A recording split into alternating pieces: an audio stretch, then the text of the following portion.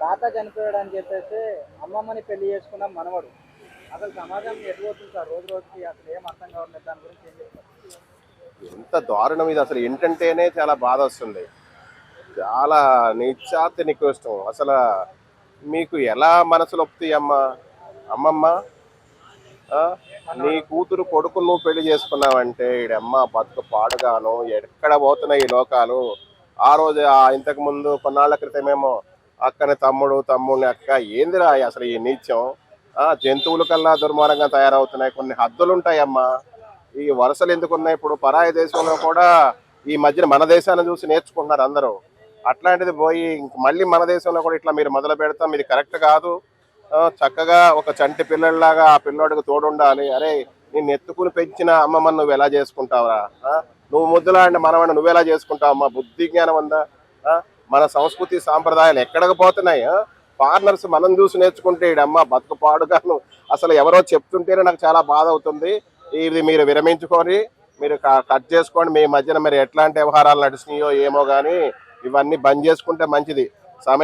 సమాజానికి ఒక మంచి మెసేజ్ ఇవ్వండి. ఏంది అసలు ఏంటంటేనే చాలా ఘోరం. ఇంకా ఏంటి, జంతువుల కన్నా జ్ఞానం పెరుగుతుంది పాడుగాను. అసలు చాలా ఘోరం ఇది. దయచేసి మీరు అందరూ కట్ చేసుకుని విరమించుకోండి. మన మెసేజ్ ఇవ్వాలి. మన భారతదేశం, మన సంస్కృతి సాంప్రదాయం అసలు ఏంటి, ఎలా ఉండాలి, ఎంత గౌరవం.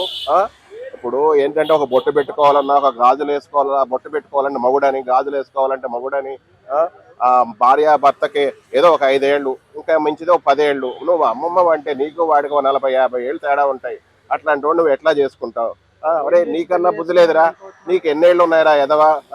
ఆవిడని ఎలా చేసుకుంటావురా? నువ్వు పెంచి పోషించిన ఆవిడ నువ్వు ఎలా చేసుకుంటావురా? అమ్మ బతుకు పాడుగాను. అసలు చాలా అసహ్యం అనిపిస్తుంది. ఈ కల్చర్ కరెక్ట్ కాదు. ఈ కల్చర్ మంద కాదు. మీరు మంచిగా మానుకోండి. ఈ సమాజం దృష్టిలో సమాజానికి తెలిసింది కాబట్టి సమాజంలో కూడా మీడియాలో కూడా మీరు క్షమాపణ చెప్పి మీరు ఇట్లాంటి ఎదవై విరమించుకోండి. లేకపోతే సమాజం చెడిపోద్ది. ఇప్పటికే చాలా దారుణం అయిపోయింది. అసలు నాకు ఇంటేనే చాలా కళ్ళంపడి నీళ్లు తిరిగిన ఒకసారి అడుగుతుంటే. ఎలా కుదిరు అసలు మీకు అండర్స్టాండింగ్?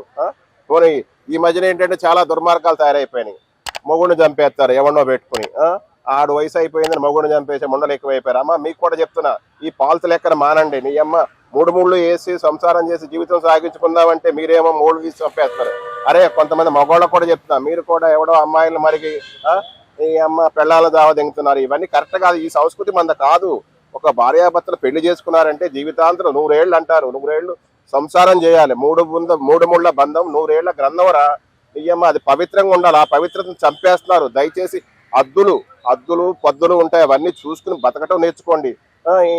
ఇది పద్ధతి కాదు. ఇట్లాంటి ఏంటంటే ఆ టీవీల్లో కానీ చూస్తున్నా చాలా బాధ అనిపిస్తుంది. ఈ కల్చర్ మానుకోండి దయచేసి ప్లీజ్. నాకు చాలా బాధ తయారవడానికి మెయిన్ కారణం ఏంటంటారు సార్? యూట్యూబ్ లో, ఇన్స్టాగ్రామ్ లో, ఏదన్నా వెబ్ సిరీస్, సినిమాల వల్ల అన్ని యూట్యూబ్ లో కానీ, వెబ్ సిరీస్ కానీ, ఇవాళ సినిమాలు కానీ, ఇవాళ కల్చర్ అట్లా అయిపోయింది. అదొకటి సమాజం బాగా ఇదైపోయింది. కంపెనీలని, ఫ్యాక్టరీలని, వాటిల్లో జాబులకు వెళ్తాం. వాళ్ళెవరినో వీళ్ళెవరినో పరిచయం, వీళ్ళకి పట్టుకుని వాళ్ళకి పట్టుకుని టోటల్ గా సంసారాలు నాశనం అవుతున్నాయి. తీరా వీళ్ళు శవాలయ్యి శ్మశానంలోనో, ఉరికంబాలకో, ఏంటి ఏ కార్లకో, ఏ నదుల్లోనో ఇలా దారుణమైన సాగులు దావటానికి కారణం అవుతుంది. అవసరమైతే మొగుడిని పెళ్ళాన్న మొగుడు చంపుకోవటం. ఈ కల్చర్ని తప్పించండి దయచేసి.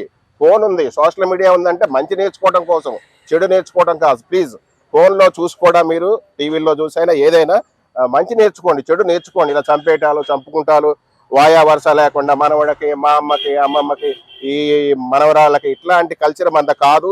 దయచేసి మానుకోండి ప్లీజ్, రిక్వెస్ట్.